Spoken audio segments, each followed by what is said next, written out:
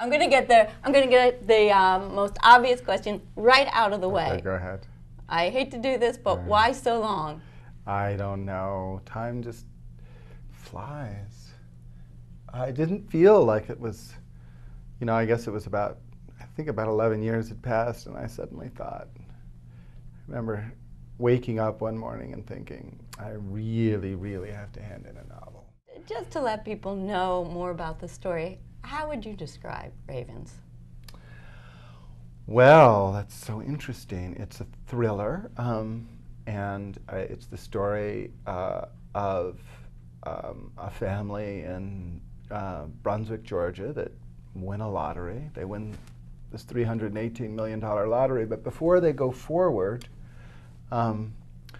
to claim their prize, while they're putting together, loose ends and trying to get, the accounting ready, a couple of drifters traveling down from Ohio stop at a convenience store and overhear that the lottery ticket was sold in that convenience store, and they also overhear that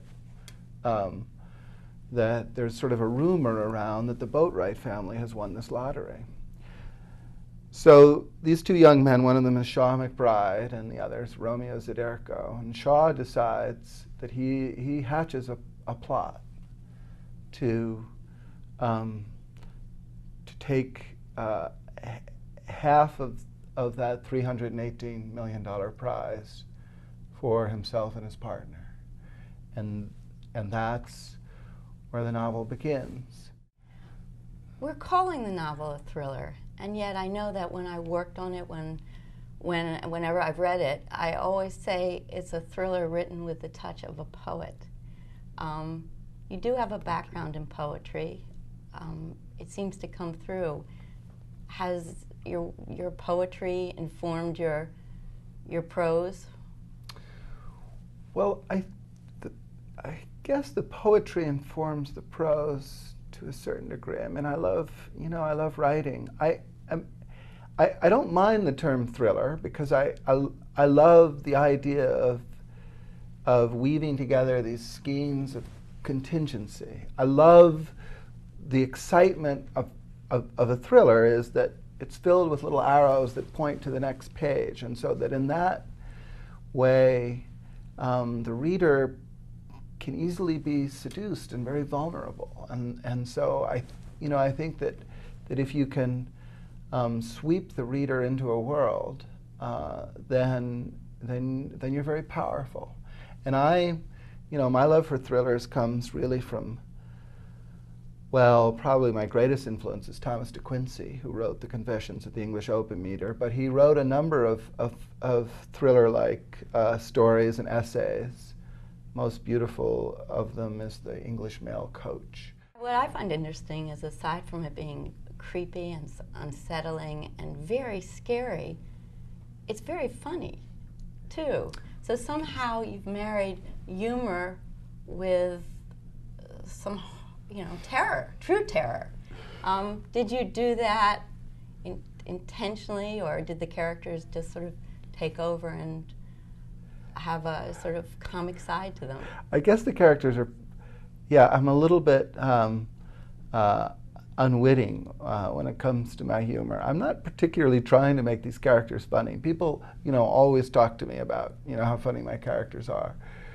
But I think when I'm writing them, I'm just sort of thinking, this is who they are. I guess there may be a secret laugh in me somewhere. But I'm very aware of trying to, telling a story in a thrilling way. But I think the comedy is just organic to who they are. Let's talk about your bad guys. Okay. In all of your novels, there are so-called villains and bad guys, but it's not as simple as that. They're not really motivated by the need to harm or kill or destroy. At least as I see it, they're motivated by the need to control. Yeah, I would say, if I were in a generous mood, that they were, that they wanted love. I think people, Shaw McBride in this novel is looking for glory. This is the first book you've set in the South, and it is very Southern in tone and feel. Your other books were set in New York. What brought you down to Georgia this time? Well, I'd always wanted to get back there, you know, and I've written a couple of books. You know, I've been living in New York for years, but I'm from Georgia, and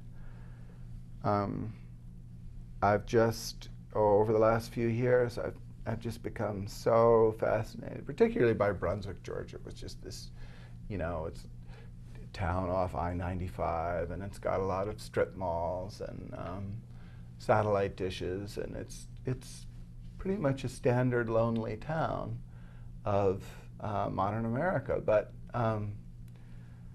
it still has these pockets of great beauty and amazing people, and I just, you know, I've kind of fallen in love with it. So I decided that this is what I'm going to be writing about for a while. I want to tell this story, Okay. or if you remember it.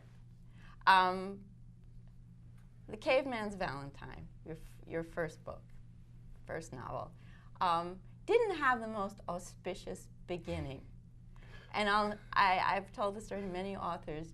Do you remember your first and only reading experience? Yeah, It's a great story, and I think it's one that provides hope to other writers, though. Yeah, you all had booked a tour for me, an author's tour, which consisted of one bookstore up in Cambridge, Massachusetts, a mystery bookstore, and I went up there in the winter, and I was busy trying to finish the JUROR, and so I was spending, you know, every day typing away, trying to get the JUROR done. But I took the manuscript of the JUROR with me. I went up to this bookstore on the coldest day of the year in February, and there had been a big snowfall, and it was just freezing. And I went in, and there was one person there to hear me read, and she said that she was there because her heater had gone out, and so she had to go somewhere. So I sat and then read a few chapters. Well, you read your heart out. You're a wonderful reader. Oh, I guess I did. I tried. I read a few chapters of the book to her, and then she said that was very fine. And then when the book came out in paperback, she would try to buy a copy. And then I got back on the road to come home, and I decided I would stop at a bookstore in Amherst, Massachusetts, because my agent, Molly Friedrich, had said, you know, you really need to go to every bookstore, you know, and ask to, you know, meet the owner and sign some books. So I stopped in and introduced myself to the owner and said, oh, I know you. I know all about your book. I just read about it in the New York Times. And so the New York Times book review had just come out, and it was a really glowing review, and it was really like the best day of my life. But then I had to get back into my car where the floorboards, you know, there was a hole in the floorboard, so it was freezing. And I took the manuscript of the JUROR, which I just finished, back to New York City with me and gave it to you. And